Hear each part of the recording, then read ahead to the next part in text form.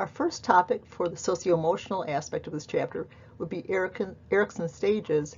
And think for a moment, what were they termed? Go ahead and actually try to figure it out. Psychodynamic, psychoanalytic, psychosexual, psychosocial. Indeed, if you're thinking psychosocial, indeed you're correct, because they're stages of social development. Since our current chapter is from birth to age 3, this would correspond to Erikson's first 2 stages. First one, hopefully you remember, basic trust versus mistrust. That was from chapter 1.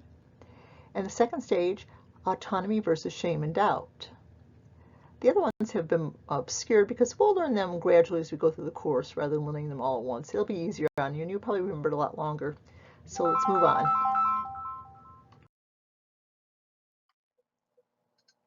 Our next topic will be social development. Erik Erikson was a student of Sigmund Freud and became very well known in his own right. Freud's theories stages are often termed psychosexual, whereas Erikson's stages are termed psychosocial. Do you know how many stages would be in Erikson's theory? 6? No, actually it would be 8. Now in this class, I'll only ask you to know a few. The first one and 1 or 2 that are most likely associated with your current age. But right now let's focus on the first stage. This would have the format of all future stages as well, a good possible outcome versus the bad. And the first year is a stage of trust versus mistrust. Depending on the parenting or caretaker's behaviors, the child will learn to trust the world, people, and them. For example, if when a child cries, they're typically comforted quickly, the child will learn trust. If they're hungry and they're fed quickly, they'll learn trust. If they're wet and if they're changed quickly, they'll learn trust. But if a child lays there and hungry or crying from being needed for change, cries and sometimes gets their needs met, sometimes doesn't, sometimes promptly, maybe sometimes for a very extended time, that child will learn to mistrust the world, people, and in particular, their parents. Erikson's second stage, as we just noted, was autonomy versus shame and doubt. If you're not familiar with the word autonomy, no problem, but it's a good college-level vocabulary word, so if you don't have it, you should add it and own it. So autonomy means being able to do it yourself. It means to self-ability. So stage of self-ability versus shame when you don't do it or doubt that you can do it at all. This is the age of terrible twos, which, by the way, not every child goes through. The terrible twos, when you get the tantrums, the highly negativistic moments, the no becoming the favorite word, followed by perhaps me do, and perhaps also mine. So with autonomy, they're going to assert their own independence. So parents want to allow them to do what they're capable of doing safely on their own, with often support, or in other words, we call it scaffolding. The shame and doubt, fear you're not able to do it. Shame when perhaps literally, as in toilet training, you mess up. So the conflict that may or may not occur during the stage will be minimized and ending by the stage end. I love this little picture I attached to here, definitely reflecting the negativistic moments of the stage for one child.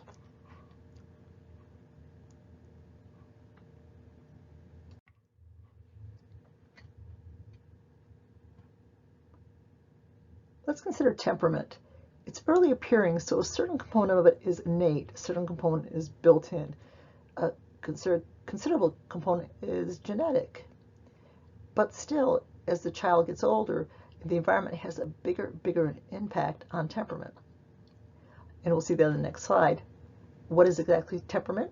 It's a stable pattern of the way that child tends to react to situations, people, the environment, and their ability, whether strong or not so strong, to self-regulate their own emotions.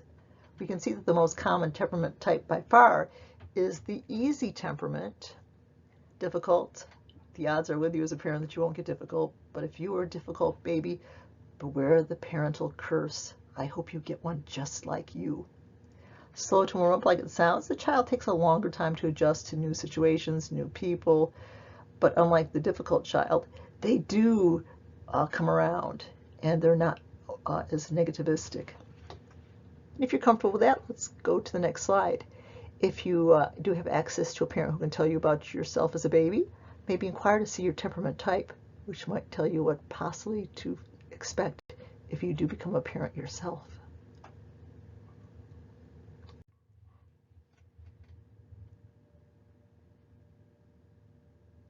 So we can see that there's a strong genetic underpinning to temperament, but then again, environment plays half the role. Nutrition can impact temperament. Malnutrition, long-term nutritional deprivation can negatively impact brain health and have long-term lasting effects. Caregiving quality, especially in terms of daycare, we know that constant turnover of staff, even if the staff is caring, constant turnover of staff can negatively impact temperament and other aspects of the child's experience, including cognitive. Prenatal factors, which would include nutrition, toxins, and so on. Culture, how parents and people interact with the baby, no small part of it. And also the gender stereotyping found in that particular culture. So what is expected of a baby boy? What is expected as a baby girl? Many studies take the same young child, you can't tell male or female, strong differential treatment, whether that child is put in the pink clothes, signifying to people around them as a girl, versus the blue clothing signifying a boy. Goodness of fit refers to, and we'll see on the next slide, well, I'll let the next slide discuss it for us. So consider that little girl on the right.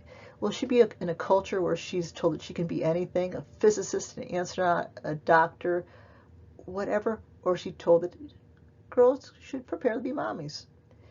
So if she can't see herself doing something, she's far less likely to reach for that something.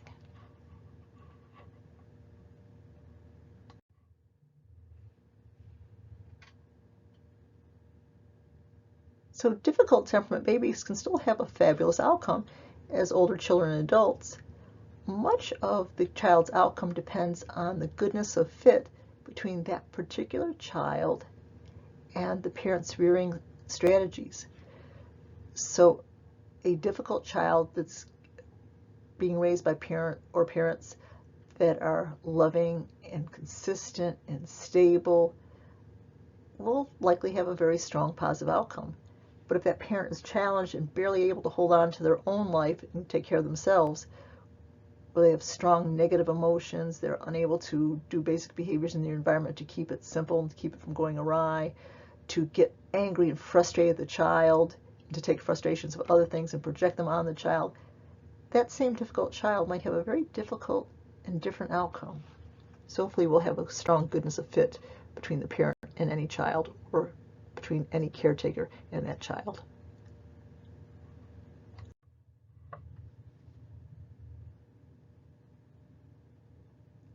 Let's consider two temperament extremes, extreme shyness and the other one, extreme sociability. Now I should mention there are cultural differences and preferences. In Asian cultures like China, shyness is acceptable and positive. Over sociability can actually be negative. But anyway, sociability wants interactions, enjoys interactions, approaches interactions with other people. Shyness avoids interactions. Now, every child will go through, I won't say every child, but most children will go through stranger wariness, stranger anxiety, and also separation anxiety. So don't confuse those developmentally appropriate issues with temperament.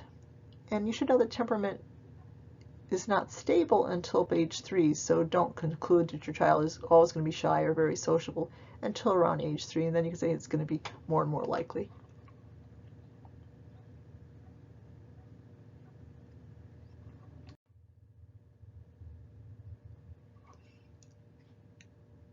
Our next topic is attachment, which refers to the long-standing bond with others, and it's the basis of all future relationships. We've had studies in which we'll look at a child's attachment and look at their adult relationship characteristics, and there's a strong relationship. Just as a review, What sort of study would we use to do this? Would it be the kinship or cross-sectional, longitudinal? If you're thinking longitudinal, you're correct. But let's look at some specific studies, starting when chances are you had an intro psych. And if not, well, you have it now. The famous Harry and also Margaret, his wife, Harlow study of monkey attachment. The two moms, often called the soft or cloth mother, and the wire, also called the hard mother. What did each provide? How was the baby's attachment measured on the testing day, and to which did the baby attach?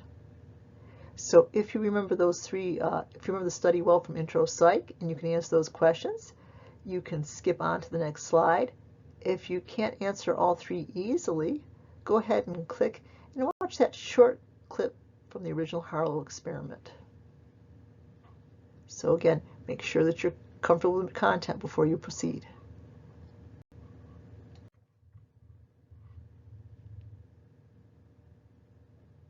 Let's consider the ethological attachment theory of John Bowlby. He's #1 in that area.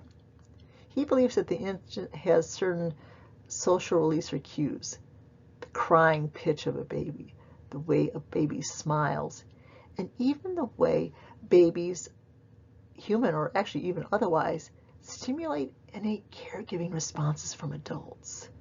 So parents, you don't have to have parental training to go kind of melt for a baby's smile.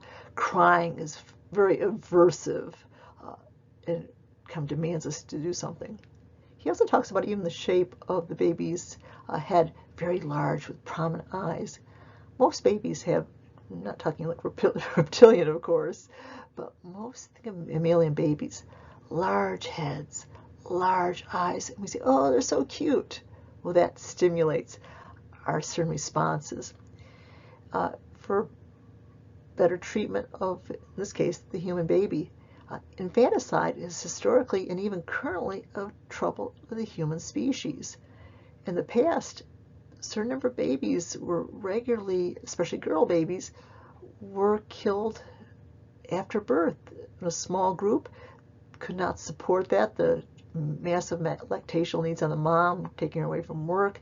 So historically, infanticide, a huge problem, and like I mentioned, currently still is in parts of the world. So it's thought that these social release cues actually keep the baby safe, as well as encouraging better parental behaviors.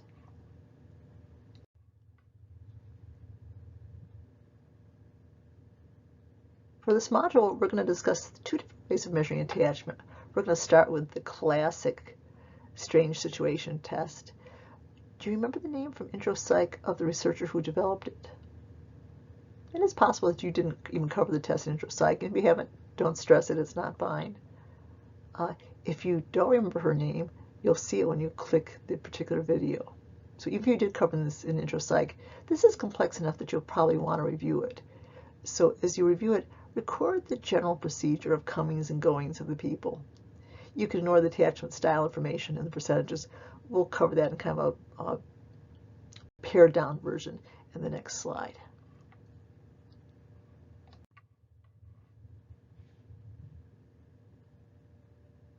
Ainsworth's early research had 3 attachment styles, but she redefined it, so we'll go with her final product. Very good for parents or caretakers. The secure attachment style, and for the baby also, the secure attachment style is by far the most common. The baby acts distressed when they're alone, and they're comforted and relieved at mom's return, and all is well, and all returns to normal. The insecure ambivalent, often just called ambivalent, show intense distress when they're left alone, or intense distress when they're left alone with a stranger, sometimes intense enough that the researchers decide that for that child the test is ended, let's bring mom back in or the caretaker back in. So you would think if the child was that intensely upset that they would be joyous at mom's return, but no. They often will wiggle out her arms or won't look at her, so they're intensely distressed, but they can't accept the nurture and comfort from the parent. The next one, insecure avoidant, often just called avoidant. They're comfortable alone, comfortable with a stranger. Basically, people come and people go, left alone, and they just keep doing what they're doing. Almost like they barely notice when mom leaves or returns. The last type by far is the most problematic, called disorganized. The child might freeze during much of this, or runs about frantically. Or when mom returns, instead of diving into her arms, hides from her. On the next slide, we'll see the parental behaviors associated with the one positive outcome and the three different less than favorable outcomes.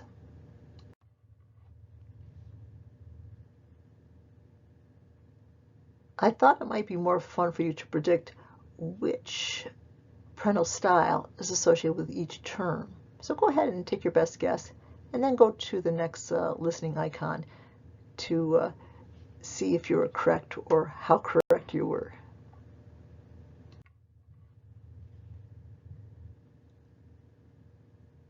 So for first gives mixed, confused, and inappropriate responses. So maybe the child falls down and hurts himself, and the mother finds this hysterically funny.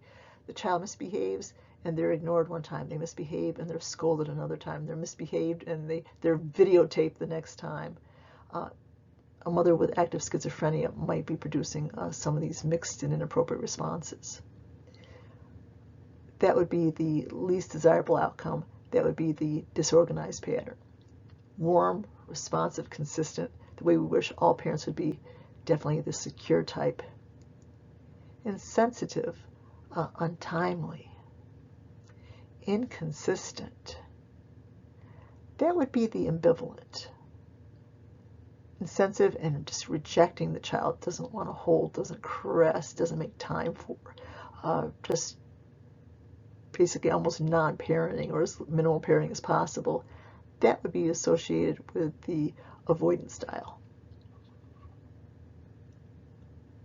Now, if we consider this in terms of high turnover daycare, a child that gets exposed to constant turnover in the daycare, which parenting style do you think might be most likely to occur?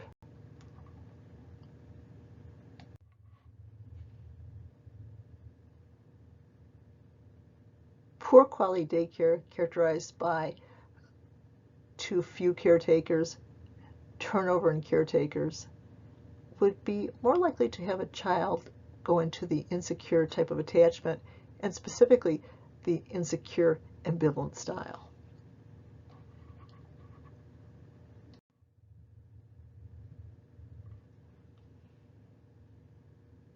So the strange situation test of Ainsworth is a great procedure for researchers, not so practical for the educator or perhaps social worker that wants to assess a particular child's attachment. So we need a practical alternative, and indeed we do have one. It's called the attachment Q-sort. Now, maybe you discussed Q-sort in intro psych under personality tests. If you didn't, that's totally fine. But this would be, in this context, specifically a home observation tool of 90 different behaviors that the person doing would sort the good outcome versus the bad outcome for each one. And it's useful for children ages 1 to 5. So here's our practical alternative.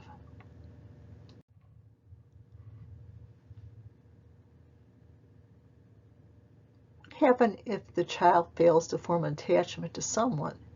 Attachment is almost universal in the human species, but still it can, under extreme circumstances, fail to occur. When it does, the child could be diagnosed with reactant attachment disorder. What causes it?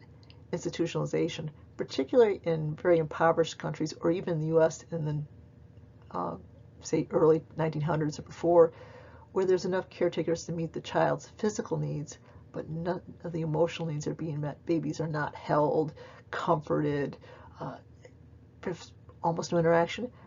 Then reactant attachment disorder probably will be the outcome. Or, as we relate to daycare, frequent changes in caregivers, no stability, no relationships formed, no nurturing. The child doesn't feel safe, nurtured. Prolonged separation. So maybe the child is hospitalized and the parents are on a very have to work and the parents aren't close, well, that could do. Severe parental mental illness, for example, active bipolar disorder, and in extreme cases, the person can become delusional.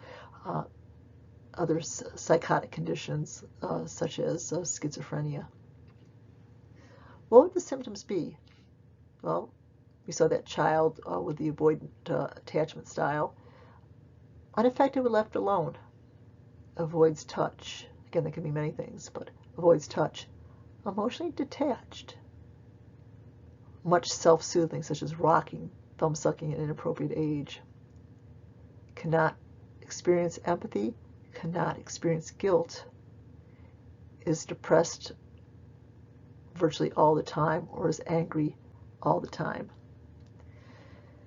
These, if they're not addressed, can lead to a lifelong pattern of no relationship formation with others and even potential sociopathy. So critical for being addressed, and the older the child, the less likely a successful treatment can be implemented.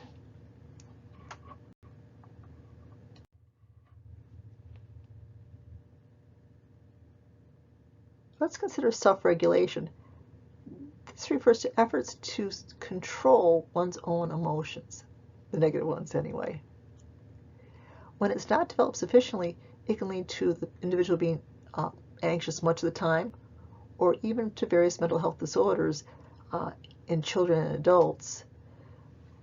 For example, if you did intro psych, and definitely if you'll take up normal psych, you'll learn about borderline personality disorder. The person's ability to self-regulate emotions is extremely poorly developed. Lack of this ability can also lead to uncontrolled anger and violence.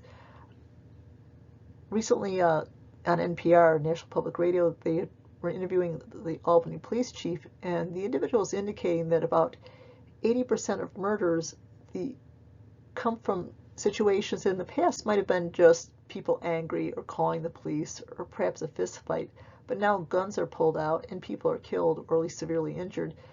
So instead of trying to ramp down the individual's anger, try to leave, try to make yourself feel less angry, people ramp up their anger and keep stoking their own personal anger and stoking it till they get to the point where they think it's acceptable to injure or kill another person.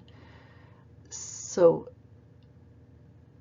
we're seeing a lot of this problems currently in our society. Let's consider how adults can help.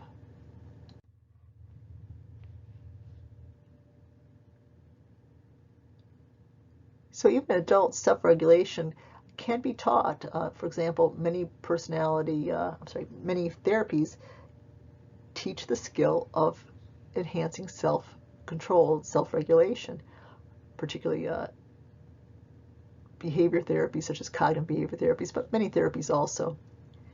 So, but how can the adult help the child who needs to develop this? Well, one is co-regulation. You model the behavior yourself.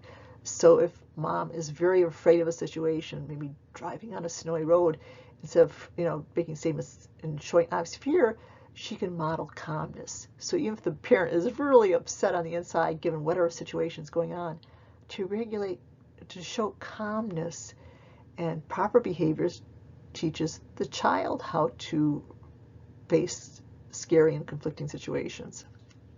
Also, you can help children by teaching them the language so they can understand their feelings.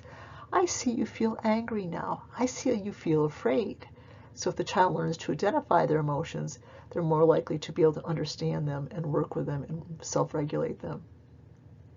Also, teach and reinforce self-instruction. So children will naturally do this on their own to a certain degree. They'll give themselves instructions. I gotta be good. I gotta be good. I gotta be good. So teach that sort of behavior. So if a child's in a scary situation, I think I see that you're afraid now. And then maybe say, oh, your dolly, she's afraid now too. Let's help your dolly. So they'll teach the dolly, it's okay to feel afraid. We're going to, so they can basically take care of the dolly and calm the dolly. And by, of course, they're really calming themselves. So teach them for self-instruction, remind them on self-instruction, and reinforcement. Oh, you are doing such a good job. Dolly is no longer afraid. Of course, they're not going to be afraid either. I have attached a wonderfully useful self-regulation video clip for young children, and do expect to see a question based on it on your text quiz.